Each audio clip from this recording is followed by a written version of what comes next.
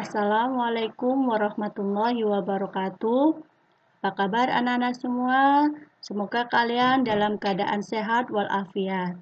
Ya, kita ketemu lagi masih dalam materi tekanan. Namun pada hari ini yang akan kita pelajari yaitu tekanan pada zat cair. Pada materi tekanan pada zat cair yang akan kita pelajari yang pertama adalah tekanan hidrostatis, kemudian hukum Archimedes, kemudian hukum Pascal. Nah, tujuan pembelajaran kita kali ini diharapkan setelah kalian mengikuti pembelajaran, kalian mampu satu menjelaskan tentang tekanan hidrostatis dengan benar. Dua, memberi contoh penerapan prinsip tekanan hidrostatis dalam kehidupan sehari-hari. Yang ketiga, menjelaskan tentang hukum Archimedes dengan benar. Yang keempat, memberi contoh penerapan hukum Archimedes dalam kehidupan. Yang kelima, kalian mampu menjelaskan tentang hukum Pascal dengan benar. Yang keenam, kalian mampu memberi contoh penerapan hukum Pascal dalam kehidupan sehari-hari. Kita mulai dengan tekanan hidrostatis. Nah, siapa yang suka berenang? Berenang merupakan kegiatan yang menyenangkan kan? Nah, ketika kamu mencoba untuk menyelam ke dasar kolam, semakin dalam kamu menyelam, maka kamu akan merasakan tekanan yang semakin besar. Nah, tekanan yang dihasilkan oleh zat cair tersebut yang dinamakan tekanan hidrostatis. Perhatikan gambar berikut ini. Adanya tekanan di dalam zat cair disebabkan oleh gaya gravitasi yang bekerja pada setiap bagian zat tersebut. Besarnya tekanan zat cair tergantung pada kedalaman zat cair. Semakin dalam letak suatu bagian zat cair, maka akan semakin besar pula tekanannya. Kalian pasti sudah melakukan percobaan seperti gambar di samping. Nah, dari percobaan itu tampak bahwa lubang C memancarkan air paling jauh. Hal tersebut terjadi karena lubang C memiliki tekanan yang paling besar. Jenis zat cair juga dapat mempengaruhi tekanan hidrostatis. Semakin besar massa jenis zat cair, maka semakin besar pula tekanan yang dihasilkan pada kedalaman tertentu. Secara matematis, tekanan hidrostatis dirumuskan sebagai berikut. P sama dengan Rho kali G kali H, di mana P adalah tekanan hidrostatis dengan satuan Newton per meter persegi atau Pascal. Rho untuk massa jenis zat cair dengan satuan kilogram per meter kubik. G untuk percepatan gravitasi dengan satuan meter per sekon kuadrat. H untuk kedalaman zat cair dengan satuan meter. Mengukur kedalaman zat cair dimulai dari permukaan zat cair ya, bukan dari dasar zat cairnya. Kita lihat contoh soal. Di situ ada seekor ikan yang berada di kedalaman 60 cm dari dasar. Dilihat gambarnya ya. Nah, jika massa jenis air 1000 kg per meter kubik dan percepatan gravitasinya 10 meter per sekon persegi, berapakah tekanan hidrostatis yang dialami oleh ikan? Kita lihat penyelesaiannya. Dari gambar itu diketahui ketinggiannya adalah 140 cm dikurangi 60 cm. Jadi maaf, kedalamannya adalah 80 cm atau 0,8 meter. Kemudian massa jenisnya 1000 kg per meter kubik dan gaya gravitasinya sama dengan 10 meter per sekon kuadrat. Kemudian ditanya berapakah besarnya tekanan hidrostatis? Maka Kita ingat rumusnya. Tekanan hidrostatis sama dengan Rho kali G kali H. Atau massa jenis dikali gaya gravitasi dikali kedalaman. Sama dengan 1000 dikali 10 dikali 0,8. Maka tekanan hidrostatisnya adalah 8000 Pascal. Penerapan tekanan hidrostatis dalam kehidupan, contohnya di dalam dunia teknik bendungan. Para arsitek membuat suatu bendungan dengan memperhitungkan tekanan hidrostatis. Hal ini ditunjukkan dengan semakin menebalnya dinding bendungan di dasar permukaan air. Kemudian pembuatan kapal selam. Para arsitek kapal juga memperhitungkan tekanan hidrostatis air laut dalam membuat kapal selam, sehingga kapal selam mampu menyelam ke dasar laut dengan kedalaman hingga ratusan meter tanpa bocor atau rusak. Nah, bagaimana dengan kita? Manusia ternyata hanya mampu menyelam hingga kedalaman sekitar 20 meter. Hal tersebut dikarenakan paru-paru manusia tidak dapat menahan tekanan yang besar, lebih dari 240.000 Pascal. Kita lanjut ke hukum Archimedes.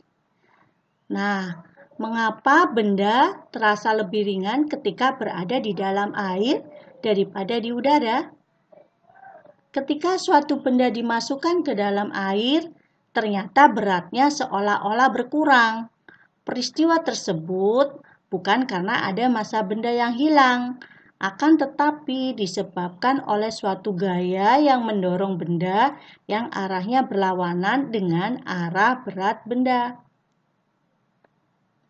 Seorang ahli fisika yang bernama Archimedes mempelajari hal ini dengan cara memasukkan dirinya ke dalam bak mandi.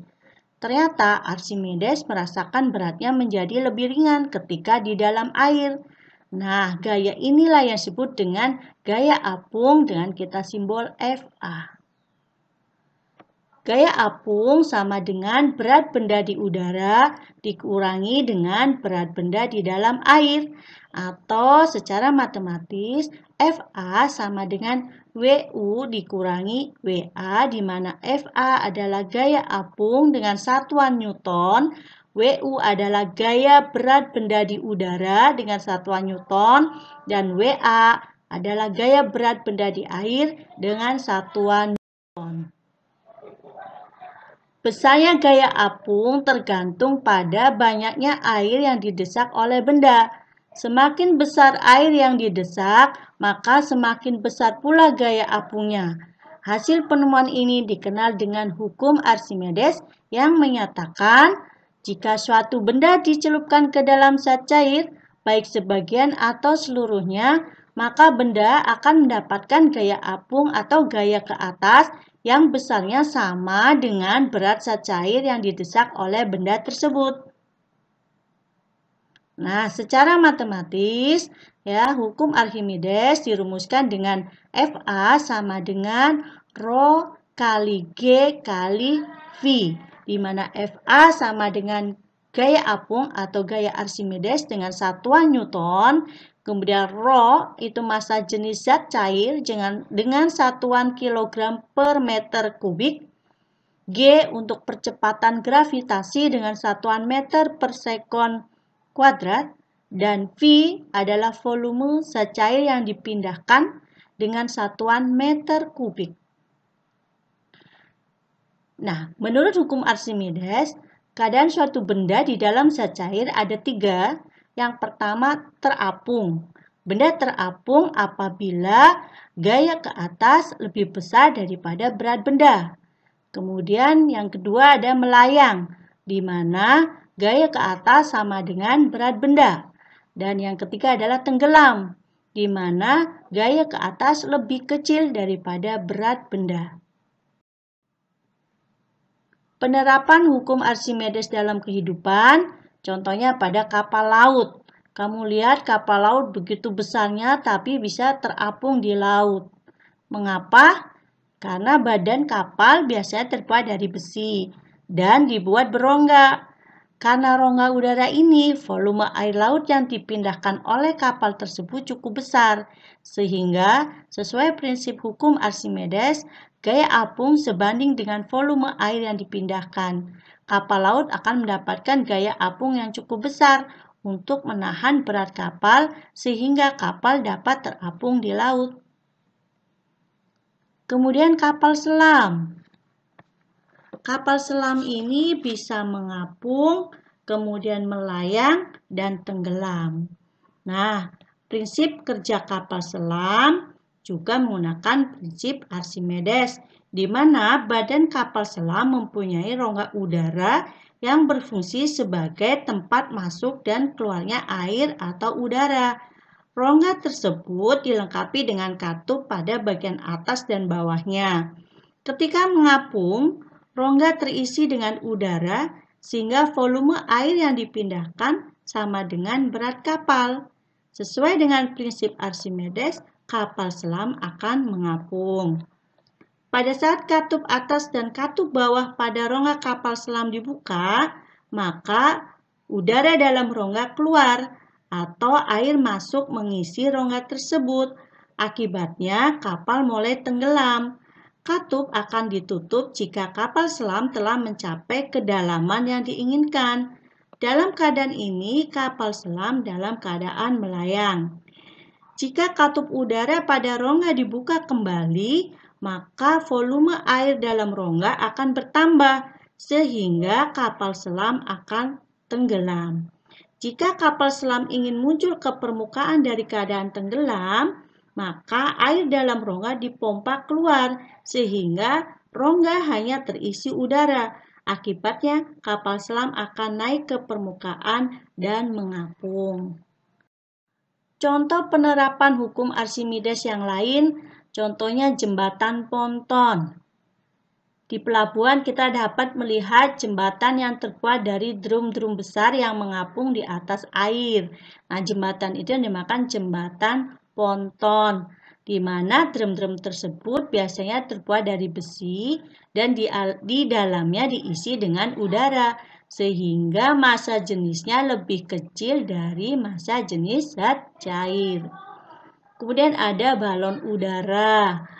Balon udara adalah penerapan prinsip Archimedes di udara, di mana balon udara harus diisi dengan gas yang massa jenisnya lebih kecil dari massa jenis udara di atmosfer, sehingga dapat terbang karena mendapatkan gaya ke atas.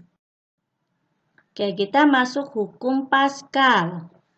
Nah, siapa yang suka ikut ke pencucian mobil sama ayah? Nah, ketika kalian melihat mobil yang dicuci di tempat pencucian kendaraan atau pencucian mobil, mobil yang akan dicuci tersebut diangkat dengan menggunakan alat pengangkat yang dinamakan pompa hidrolik. Pompa hidrolik adalah salah satu alat yang bekerjanya menggunakan prinsip hukum Pascal. Hukum Pascal menyatakan bahwa tekanan yang diberikan pada zat cair di ruang tertutup akan diteruskan ke segala arah dengan sama rata. Mengapa gaya yang lebih kecil dapat mengangkat gaya berat beban yang lebih besar? Perhatikan pada pompa hidrolik terdapat dua luas penampang yang berbeda, yaitu luas penampang kecil kita sebut A1 dan luas penampang besar kita sebut A2. Perhatikan gambar berikut.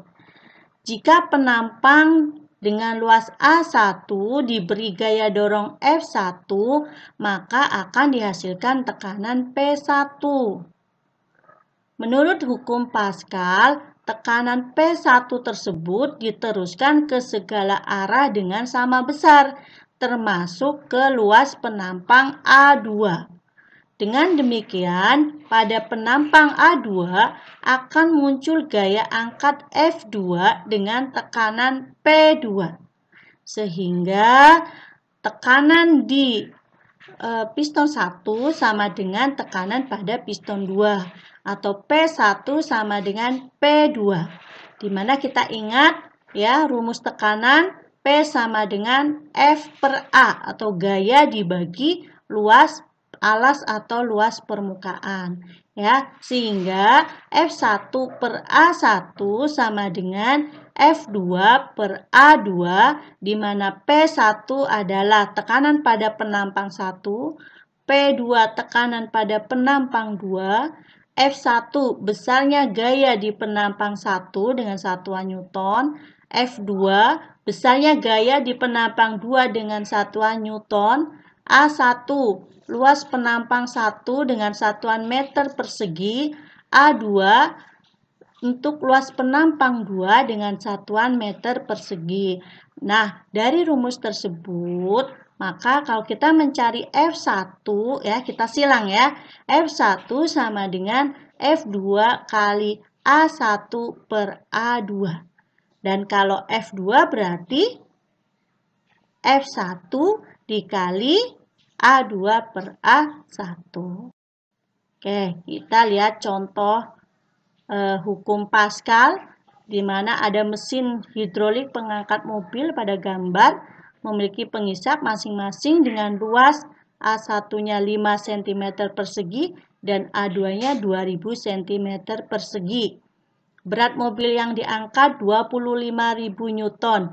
Berapakah gaya F1 yang harus diberikan supaya mobil dapat terangkat? Dari soal tersebut, maka diketahui A1-nya sama dengan 5 cm persegi, A2-nya 2000 cm persegi, satuannya disamakan, kalau cm semua, kalau meter semua, kemudian F2-nya 25.000 Newton. Yang ditanyakan adalah F1. Ya, kita jawab di mana rumus F1 per A1 sama dengan F2 per A2, maka F1 sama dengan A1 per A2 dikali F2, 5 cm persegi per 2000 cm persegi dikali 25.000 Newton sama dengan 6,5 Newton. Jadi, untuk mengangkat mobil yang beratnya 25.000 Newton hanya dibutuhkan gaya 62,5 Newton. Nah, penerapan hukum Pascal dalam kehidupan sehari-hari, contohnya ada rem hidrolik pada kendaraan bermotor, kemudian ada dongkrak hidrolik, kemudian ada alat berat untuk menguruk tanah dan pasir. Nah, mungkin kamu bisa mencari alat-alat lain yang menggunakan prinsip hukum Pascal. Nah, itu penjelasan dari Bu Nur. Terima kasih. Semoga bermanfaat. Jangan lupa jaga kesehatan dan semangat untuk belajar. Terima kasih. Assalamualaikum warahmatullahi wabarakatuh.